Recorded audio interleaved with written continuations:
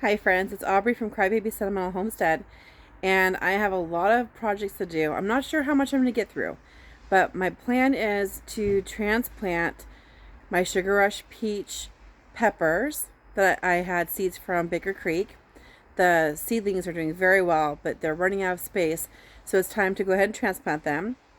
I'm planning on transplanting some of the plants I have growing really crazy and wild in the dilapidated greenhouse. I've got some cleaning up around to do and a lot more. So stay with me as we go through and do as much as we can over here on the urban homestead. Look at my Sugar Rush peach peppers here. They're looking beautiful. This obviously is not. You can comment below what you think this is. I know what it is. What do you think it is? It's useful, so I'm going to transplant it. But I'm going to focus on these little guys. And I'm very happy with how they look. And I do want to put them in containers, mostly because peppers can be perennial in the right climate. So at the end of the season, I'm going to see if I can keep some of them alive for a second or third season. So I'm very happy with these, how they've sprouted and germination rate and the health of the plants. I have been growing these indoors underneath a grow light. I did use a heating mat to help them sprout originally, and then once they sprouted, I turned the heating mat off, and they've been getting water and touch therapy, just to make sure that their stems are nice and strong. And so these will not be weaklings in the garden. I'm probably going to do one or two of these in 5-gallon buckets, and then I'm probably going to do a few, some in just solo cups until I figure out a space where to put them. But I want to make sure that they get a lot of nutrients to their roots. So that will be upcoming. I got this beautiful plant for Mother's Day, and it was in the sunshine and has gotten some damage. It's important to know your house plants. Most house plants are tropical plants that need to be out of direct sunlight. They're best as house plants because they can deal with not having too much light. So in direct light, this is what happens to them. So I'm going to keep this guy in the shade until I figure out where it's going to go, but I've been wanting this for a long time. Same deal with this one here. So they've gotten a little damage. I'm not transplanting them. I'm just going to keep them in the shade. I got these for Mother's Day as well. And then all of these guys over here, I need to transplant. This one here is going to go into this pot, which is all ready to go.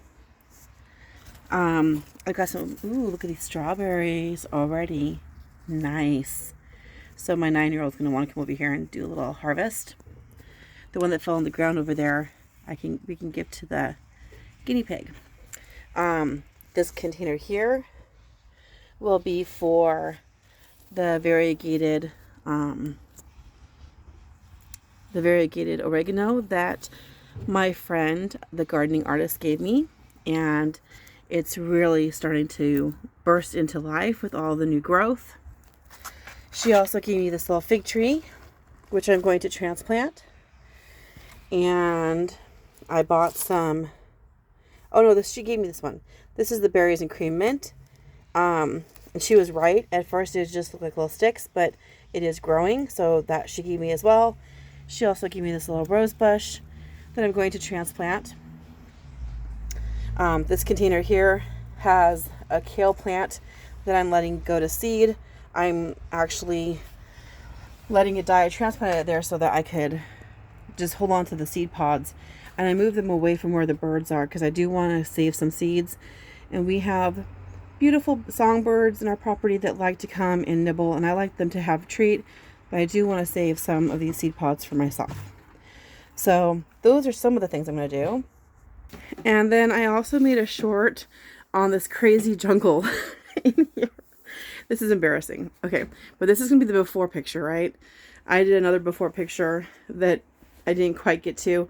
I had ripped out a lot of weeds, but as you can see, they're growing back. So I'm going to unearth what I have actually of importance and value in here and clean this up. But this is going to take more than one video. But I've got a lot of plants here that are valuable and worth talking about. So let's get to all the work I have to do.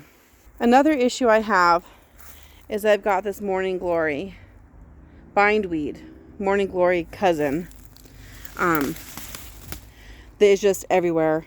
And I keep joking, it's like Jurassic Park, except instead of having velociraptors running around, I've got bindweed. So, I mean, from a distance, it looks pretty. It's like, wow, it's like a jungle over here. It's so much life, but some of it is suffocating my other plants. So that's something else I need to do. I've got these giant barrels I bought last year on clearance from Rite Aid. I melted holes in them last year, and then I didn't get to doing all the work I need to do. The problem is, once I get soil in them, they're going to be really hard for me to move. So I'm going to need my husband's help in determining where on the property I can place them so that we don't have the back-breaking labor of having to try to move them later. But I have a lot of little trees in the greenhouse that, honestly, the greenhouse is too hot for them. So it's time for them to come outside into a more permanent location. These pots could be a permanent type setup for them because they are quite large. So we'll see. Hopefully I can get to that today, or at least start getting prepped for it. Something else I need to work on is, so this bed here, well, all of my beds are kind of crazy. I've got lots of perennials. These here are red currants, which do very lovely. I'm going to make up a pest trap. I've used them before. I'm going to make it prettier than this, using green containers so that it looks a little bit more blended in. If you use like Sprite or Mountain Dew with the green lids and the green bottles, it's less trashy looking. And I'm going to make it up with using water, apple cider vinegar, and a little bit of Dawn dish soap. And that works fabulously. You can see here how well it's worked in the past. And because there have been fruit flies every year laying their eggs in my soft fruit. And that's pretty disgusting. So like last year, I ended up giving my, you see, I think they might have already started laying their eggs inside there. That's no good. No bueno. I ended up having to sacrifice my currants to my chickens last year. They went fabulous. They were fabulously excited about that. It was like they had like little fish eggs. They're full of little worms. But I want these to be pest-free for us. So I've got to do a better job of preparing my traps. So I just need more of them. They're very effective. I just need lots and lots more. And I need to keep updated on keeping them full. Also, it might be too late, but in there I need a weed, and I was thinking of adding some diatomaceous earth and try to prevent the fruit fly larvae from coming back. So we'll see, because they overwinter in the soil. So in this bed that looks like a weedy mess, I actually have propagated lots and lots of red currants. What I did was super simple, and I wasn't even sure it was going to work because I didn't use rooting hormone or anything. Several years ago, I was actually trimming back the red currant, and I just took lots of cuttings, scratched up the edges of them, and I just stuck them in the bed next to it, and they rooted, and obviously they're actually doing really well. So the other thing I have in here is oregano, and this is, I actually planted somewhere else and it went to seed, and I'm finding oregano everywhere. We use it, and we also give it to our chickens. This right here, which looks like a weed, I actually have several of them growing in there, is common evening primrose, which can act like a weed, but it's native and it's beautiful. The bee pollinators just love it. So I've got some of those growing in here, which I'm going to transplant. This bed is going to be a lot of work. The other day, if you watched the video, I transplanted these lima beans, and they're from the seeds I got from Haas Tools. And I weeded this area. We identified that these are alliums, not weeds, not grass, and that I have tiny little lemon balm babies under there. I transplanted one of them there, and I pulled back the broken or the woody stems, and I use that as a mulch layer around my herb bed, as well as one of my herb beds, as well as around a lot of my fruit trees. I showed you the other day in the front yard that I was so excited that I had found some sunchokes. And this bed here last year was full of sunchokes and garlic, which is a really weird combination. I just was running out of space. So I have lots of weeds in here, but I also have sunchokes. These are too late to transplant them because I probably would lose them. They're about 2 feet tall, really high off the ground. So at that point, it's too late to transplant them. I also have a lot of dandelions, which we feed our animals, as you know. And I've got some cleavers, which I'm thinking about making some kind of, not salve. I'll think about the word in a second. But this area needs to be cleaned. You can't even tell that there's a raised bed there, or there's a raised bed there, or there's a raised bed there. So, at some point, I'm going to want to do cardboard in between the beds and mulch over it so that I have clean pathways, because the area between the beds is so narrow, it's not really big enough to do a lawnmower. Right here I have an apple tree that I planted in the ground years ago, and it has beautiful, wonderful apples. I've got some grapes that I need to move. They're in a container, and I've got a whole row of raspberries. I have apple trees all over the place. This is a mature apple tree. There's another one behind it, and a whole row of different plants.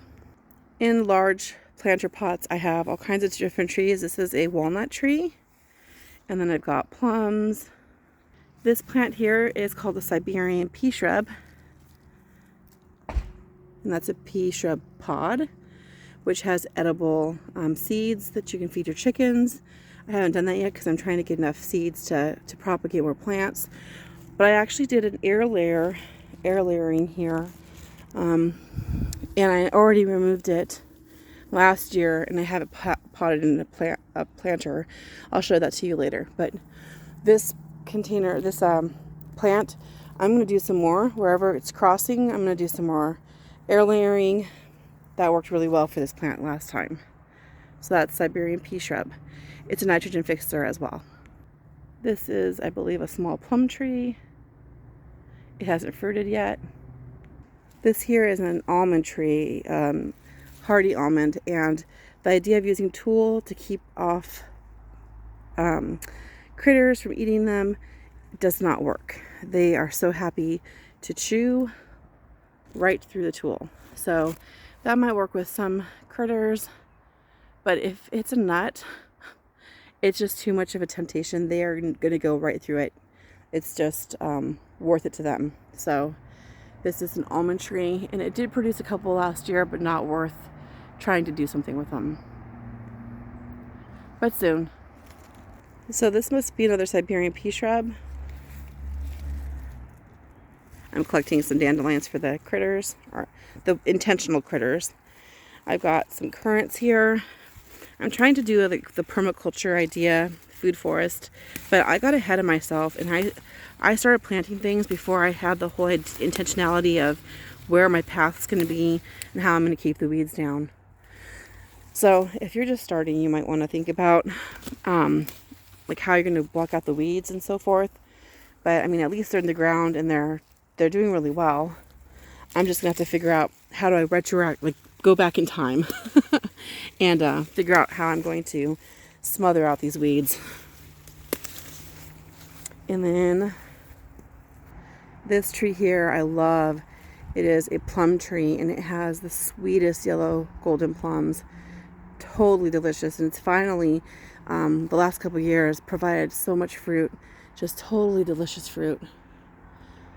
And it was covered in flowers, so I'm very optimistic. I can see some fruit forming. Let me zoom in so you can see fruit forming like right there. And when the fruit is ripe, it's this really bright yellow, so it makes it easier to find. But when it's not ripe, it's really green. So you see fruit there as well. Very nice. Right here I have a honeyberry. Honeyberry is supposed to be delicious, but I never get to the fruit in time. I'm really pleased to have found the honeyberries, which I just tasted, and they taste like a tart blueberry. They've got kind of like a misshapen appearance. They're not as big as I thought they'd be, but they're very good. Yum. So these right here are American hazelnut. When I first got them, they were just like 6 inches tall or so. And now this is up to like almost my shoulder. That's American hazelnut. It's been a long time coming though. This one, same thing, but about 4 feet tall. Some other things growing in here, but some more of the American hazelnut. This one is up to my hip. Just underneath my hip. Yes? Yeah. Well, did he ask his grandma? Yeah. His grandma said, yeah, I can come over. Come over and play? Yeah. Is it now or later? Is it now? Yeah. Grandma said, yeah, you can come. But the party's at 3 o'clock.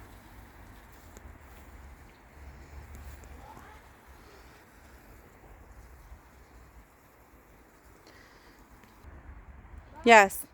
Party's at 3 o'clock. Okay.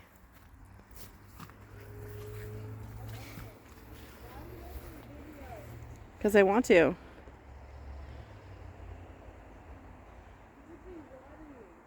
Okay. This tree here is an Illinois mulberry, and the fruits are so good. If you've never had mulberry, they are delicious when they're ripe. These are obviously not ripe, but you need to grow these. These are just amazing. I've got some more mulberry trees I need to transplant. This plant here that's falling over is a Bramley apple tree. So that needs to get propped up somehow or staked up so that it has a better form. I forget what this one is, and I'm sure it's something useful. I have a locust tree here. So I have something useful along all the way of the edge. And then here, I have pawpaw. My fava beans got burnt in the greenhouse, but I pinched off some of the damaged leaves and have been watering it, keeping it in the shade, and they are coming back. So excited about that. I was so bummed before. This is cilantro that's gone to seed. I've got a lot of flowers here. Very happy about that. You can't tell this is a strawberry bed that has a grapevine that goes up over the greenhouse. This needs to be weeded out. These weeds are not too serious. They're pretty easy to remove. I might have some calendula in here that might have seeded itself. So I'm going to be careful and selective as I weed this area. This right here is forsythia that's actually growing in a soil bag. And it's been out here for years. I want to transplant this into one of those containers as well. I definitely want this. It's one of the first bloomers in the spring, early spring, which is great for our pollinators. Forsythia. So this is inside the polytunnel, which I've been working on for quite a while now, but I just have so many plants. It's taking a while. Got some rhubarb that's going to go outside because it's super hot in here now. Got a bunch of bindweed that needs to come out. Got a bunch of sheep sorrel needs to come out. Look at my beautiful elderberry. This needs to come out. I don't want it to get burned. Last year it did get sunburned, so this needs to be moved, and I need help moving it because it's very heavy. Look at all these flowers going to be popping up everywhere. Lots going on. Got some more tree collards I'm going to propagate. A lot of my herbs have gone to flower. Got Dusty Miller back there that needs to be transplanted. I think this double greenhouse was a little too hot for my cilantro, but I do have some helpful plants growing there that I'll talk to you about later. Got some more beans to plant, some peppers and tomatoes and corn and cardoon, Angelica Kieski, more tomatoes, some dill that's sprouting. Looks pretty good. Got some potatoes, volunteers potatoes in here too. So that was just like a quick tour and talking about some of the things I have, just bits and pieces. There's so many plants out here. So I'm going to do some updated videos to show the progress as I'm doing the projects. I just wanted to kind of talk about some of the things I'm going to do. I'm going to upload this video and then I'm going to get to work and you can see some before and afters. All right, everybody, God bless, and I'll see you on the next episode.